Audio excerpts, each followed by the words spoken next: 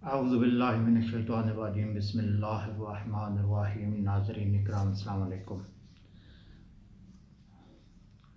उम्मीद है कि आप सब दोस्त खैरियत से होंगे और माह रमज़ान की फ़ैज़ व बरक़ात को समेट रहे होंगे। और आपसे गुजारिश है कि अपनी ख़ुसूसी दुआओं में हमें भी याद रखिएगा। नाज़रीन, आज जिन टॉपिक्स से हम बात करने जा रहे थे उनमें चंद टॉपिक्स हैं ऐसे हैं कि जिन पर गुफ्तगू की जाए नहीं ज़रूरी भी है,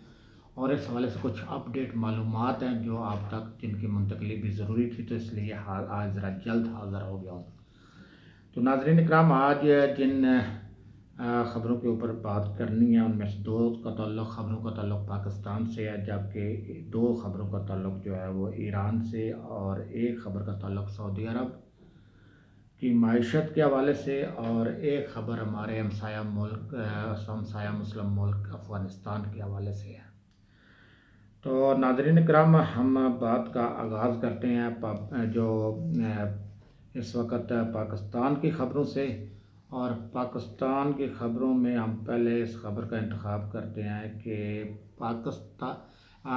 नाज़रीन, जब से लॉकडाउन का सिलसिला कश्मीर में शुरू हुआ और कश्मीरियों के साथ ज़्यादती और जुल्म का बाजार गर्म किया गया भारत की तरफ से, और एक गैर आइनी शेख के ज़रिए जो है मकबूजा कश्मीर को भारत का हिस्सा करार देकर वहाँ पर जो है तमाम अफराद को कर्फ्यू की सूरत हाल से दो चार कर दिया, तो उस वक़्त पाकिस्तान की हुकूमत ने एहतजाजन एक फ़ैसला किया था। और उस फैसले की रूह से जो है पाकिस्तान ने भारत के साथ हर किस्म की तजारत पर पाबंदी ऐड कर दी थी, और कहा था कि किसी किस्म की ना दरामद की जाएगी और ना ही बरामद की जाएगी। लेकिन ये क्या है कि एक तरफ हुकूमत फ़ैसला करती है और हुकूमत पाबंदी लगाती है, लेकिन हुकूमती नाक के नीचे जो अदारे बैठे हैं और उनमें जो काली भेड़ें बैठी हैं, वो उस हुकूमती फ़ैसले को किसी न किसी तरह नाकामी से दो चार करने के लिए कोई ना कोई अपने मफाद के लिए कोई ना कोई रास्ता निकाल लेते हैं। इसी तरह की सूरत हाल पैदा हुई है इस हवाले से जो ये फ़ैसला किया गया कि जब तक कश्मीर के हवाले से कोई भारत जो है वो मुज़ाकरात और किसी मुनासिब सूरत हाल की तरफ नहीं आता, तो पाकिस्तान की तजारत जो है वो गैर मुअय्यना मुद्दत के लिए भारत के साथ बंद रहेगी। लेकिन पाकिस्तानी हुक्काम ने और पाकिस्तानी मुख्तलिफ वजारतों ने अपने करतब फिर भी दिखाए, और जो उनमें काली भेड़ें उन्होंने अपने मफादात के लिए चोर रास्ते निकाले, और पाकिस्तान में बहुत सारी चीज़ें बाहर से बरामद की जाती रहीं।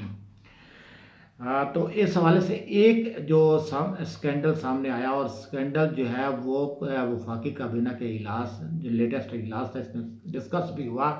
लेकिन वज़ीर आज़म हाउस की जानब से जो मुझे प्रेस रिलीज़ मिली या दीगर साथियों को प्रेस रिलीज़ मिली, उस चीज़ का तज़किरा उसमें गोल मोल कर दिया गया था, और उस खबर का तज़किरा जो उस इशू के ऊपर जो गर्मा गर्मी वफाकी काबीना के इजलास के अंदर हुई उसका तज़किरा नहीं था, और ना ही उस हवाले से जो वज़ीर आज़म पाकिस्तान ने जो एक्शन लिया उस स्कैंडल के ऊपर और जो आर्डर किया, उस आर्डर को भी जो है वो उस प्रेस रिलीज़ के अंदर से गायब कर दिया गया। तो नाज़रीन इकराम, हुआ ये कि पाकिस्तान ने पाबंदी लगाई, बाद अज़ां जो पाकिस्तान की वजारत सेहत है उसके कुछ हुक्काम ने ये कहा था कि बहुत सारी अद्वियात जो हैं हम जो है भारत स्मगल करते हैं, भारत से जो है बरामद करते हैं, और उसका वो निस्बतन दीगर यूरोपीय ममालिक की निस्बत सस्ती हैं, और ये इन अद्वियात की जो दरामद की इजाज़त दी जाए। हुकूमत ने इन अद्वियात की दरामद की इजाज़त दी, और साथ ये कहा कि जो लाइफ सेविंग ड्रग्स हैं, अद्वियात हैं, आप उनको जो है वो दरामद कर सकते हैं, यानी ज़िंदगी बचाने वाली, मसलन कैंसर की अद्वियात हैं, हार्ट की अद्वियात हैं, इस तरह की जो अद्वियात हैं जिस से ज़िंदगी बचाने में मदद मिल सकती है, और ज़िंदगी बचाने के लिए जो ज़रूरी है आप उन अद्वियात को जो है वो दरामद कर सकते हैं। लेकिन हुआ ये कि इसी रिलैक्सेशन की आड़ में जो है एक नया धंधा शुरू कर दिया गया, और भारत से वो अद्वियात मंगवाई गई जिनका लाइफ सेविंग से कोई ताल्लुक नहीं था, और वो बड़ी भारी तादाद में मंगवाई गई, और बाद ऐसी अद्वियात मंगवाई गई जो खुद पाकिस्तान के अंदर बन रही थी और पाकिस्तान की इंडस्ट्री को तबाह करने की एक साजिश हो सकती थी। मसलन उन अद्वियात में पैरासीटामोल, जो पाकिस्तान में कई नामों से कई कंपनियां अद्वियात बना रही थी और इंतहाई सस्ती भी, निस्बतन सस्ती भी है मार्केट की निस्बत, तो वो भी दस्तयाब है, मयारी भी थी। और वो भी उस फार्मूले की दवाई जो है वो भी भारत से दरामद की और बड़ी बड़ी भारी तादाद में दरामद की गई। अच्छा, उसके अलावा जो है विटामिन और इस तरह की अद्वियात जिनका कोई इंसानी ज़िंदगी बचाने के हवाले से डायरेक्ट बराह रास्त कोई ताल्लुक नहीं था, इस किस्म की अद्वियात जो है वो पाकिस्तान के अंदर दरामद की जाती रहीं। अब काबीना के अंदर ये मामला जब डिस्कस हुआ तो काबीना के अंदर जो है वो अद्वियात को जो इस्तिस्ना देने के हवाले से बात आई, तो वहाँ पे ये मामला सामने आया कि बहुत सारी अद्वियात जो है पाकिस्तान में ऐसी दरामद की जा रही हैं जो खुद पाकिस्तान के अंदर बन रही है और इस तरह पाकिस्तान की सनत भी तबाह होगी और साथ साथ ऐसी अद्वियात का मंगवाने का कोई जवाब नहीं बनता, क्योंकि ऐसी अद्वियात मंगवाने से ज़र मुबादला, कीमती ज़र मुबादला भी जो है वो भी खर्च करना पड़ता है। तो जब इस सूरत का जायज़ा लिया गया तो वहाँ वफाकी काबीना के कुछ अरकान के अंदर गर्मा गर्मी भी हुई और एक वफाकी वज़ीर जो है उन्होंने तो यहाँ तक कह दिया कि इसकी इजाज़त देने वाले और इसकी आड़ में काम करने वाले जो हैं वो भारतीय एजेंट हैं और इन लोगों का रास्ता रोकना ज़रूरी है। ये मैं जो अपने ज़राए से जो मुझे बात मिली है मैं वो बता रहा हूँ। तो उसके बाद जो है वज़ीर आज़म ने इस चीज़ का सख्त नोटिस लिया और वज़ीर आज़म ने तहकीकात का हुक्म दे दिया और तहकीकात के लिए जो वज़ीर ममलिकत बराए एहतसाब हैं उनकी ज़िम्मेदारी लगाई गई है कि वो इस वाक़े की तहकीकात करें कि ये इस तरह का काम क्यों हुआ और जब वज़ीर जो रिलैक्सेशन दी गई उस रिलैक्सेशन के आगे क्यों ये काम किया गया। उसके बाद हम आ जाते हैं अमेरिका तालिबान अमन माहते के इशू पर, और एक पाकिस्तानी खबर और भी है उसके ऊपर इसके बाद बात कर लेते हैं कि अमेरिका तालिबान अमन माहता जो है इस वक्त बिल्कुल जो है वो ख़त्म होने के और ख़ात्मे के करीब जा पहुँच जाए, क्योंकि ना तो जो इस वक्त अफ़गानिस्तान के अंदर हुकूमत है वो तावन करने के लिए तैयार है और ना ही तालिबान जो है वो इस वक्त किसी किस्म की रिलैक्सेशन देने के लिए तैयार है। अमरीकी जर्नल जो है वो बात करता है कि धमकी देता है कि अगर आपने हम पर हमले किए तो फिर आपके साथ जंग होगी, मुआहदा ख़त्म कर दिया जाएगा। तो तालिबान जो है उसके ऊपर जो है ना वो रिएक्शन देते हैं और अगले दिन खुदकुश हमला करके और हमले की तादाद बढ़ा देते हैं। और इस तरीके से मुआहदे के अंदर जो तय हुआ था तालिबान के कैदियों की रिहाई के हवाले से, उस हवाले से जो अफ़गानिस्तान पे इस वक्त हुकूमत कायम है वो उन मुतालबात को मानने में पसोपेश से काम ले रही है, जबकि अमेरिका तालिबान अमन माहदे को लेकर खुद तालिबान के धड़ों में भी शदीद अख्तिलाफ़ात पैदा हो गए हैं और इस वक्त तालिबान 3 धड़ों में तकसीम हो चुके हैं। एक वो धड़ा है जो तालिबान और अमेरिका अमन माहदे का हामी है, एक वो है जो तालिबान जो अमेरिका के साथ किसी किस्म के मुज़ाकरात करने का हामी ही नहीं है, और एक जो है वो बीच में दरमियानी तबका है जो चाहता है कि अगर मामला तो किसी तरह सॉल्व हो सकते हैं तो चलो मुज़ाकरात का रास्ता खुला रहना चाहिए और बातचीत के ज़रिए इस मामले को हल करना चाहिए। और तीसरी खबर जो थी है वो पाकिस्तान से मुतल्लिक़ है और पाकिस्तान में तहरीक इंसाफ मौजूदा वफाकी हुकूमत की और पंजाब हुकूमत में जो हलीफ जमात है मुस्लिम लीग काफ, उसने कुछ नए पुर्जे निकाले हैं और उन्हें जो है इमरान खान का साहब की तरफ से एक कमेटी तश्कील दी गई थी। वज़ीर आला पंजाब, गवर्नर पंजाब चौधरी शौकत महमूद वगैरह से जो चौधरी बरदरान से मुज़ाकरात करें और जो नई सूरत हाल डेवलप हो रही थी जिसके बारे में सुना जा रहा था कि मुस्लिम लीग नून, मुस्लिम लीग काफ और कुछ मुमकिन तौर पर जहांगीर तरीन के जो साथी हैं वो शामिल होकर हुकूमत तब्दील करने की तरफ जा रहे हैं, तो ये कमेटी तश्कील दी गई थी। लेकिन मुस्लिम लीग काफ की क़ियादत चौधरी बरदरान ने जो है वो मुज़ाकरात से, इस कमेटी से मुज़ाकरात से इनकार करते हुए एक जुमला कहा है कि जो हमने आपके सामने मुतालबात रख चुके हैं वही हमारे मुतालबात हतमी हैं, उसमें कोई कमी बेशी नहीं हो सकती। और उन्होंने मज़ीद से मुलाकात से इनकार कर दिया और कहा कि उन मुतालबात पर जितना जल्दी अमल कर सकते हैं करें, और यही पाकिस्तान तहरीक इंसाफ और जो मुस्लिम लीग काफ का इत्तेहाद है इसके लिए फ़ायदेमंद साबित हो सकती है। तो मैं ये बताता चलूँ कि वो मुतालबात क्या थे जो मुस्लिम लीग काफ की जानब से उस वक़्त किए गए थे जब जहांगीर तरीन की सरबराही में पीटीआई की कमेटी ने जो है वो उनसे मुलाकात की तो और उन्होंने जो मुतालबात रखे, तो वो मुतालबात ये थे कि चकवाल, गुजरात और लाहौर जो 3 ज़िले हैं वो जो है वो मुस्लिम लीग काफ की अमलदारी यानी कंट्रोल में दे दिए जाएँ। 20 अरब का तरक्याती बजट जो है वो मंजूर किया जाए और मुस्लिम लीग काफ जो है वो को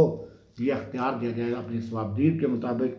कि वो इन ज़िलों में अपनी मर्ज़ी के मुताबिक खर्च करे। और उसके बाद जो है बलदियाती इंतखाबात के हवाले से भी उन्होंने पैकेज मांगा था और बलदियाती इंतखाबात के हवाले से उन्होंने कहा था कि इन 3 ज़िलों में के जो बलदियाती इंतखाबात होंगे उसमें जो है पाकिस्तान तहरीक इंसाफ जो है कोई मुदाखलत नहीं करेगी और इस के जो टिकट और अफराद के तकर्री का अख्तियार जो है उम्मीदवारों का अख्तियार जो है वो जो है मुस्लिम लीग काफ के पास होगा। नाज़रीन, इसके बाद हम आ जाते हैं जी अगली खबर पे। इस खबर को मुख्तसर करते हुए अगली, क्योंकि टाइम शॉर्ट है।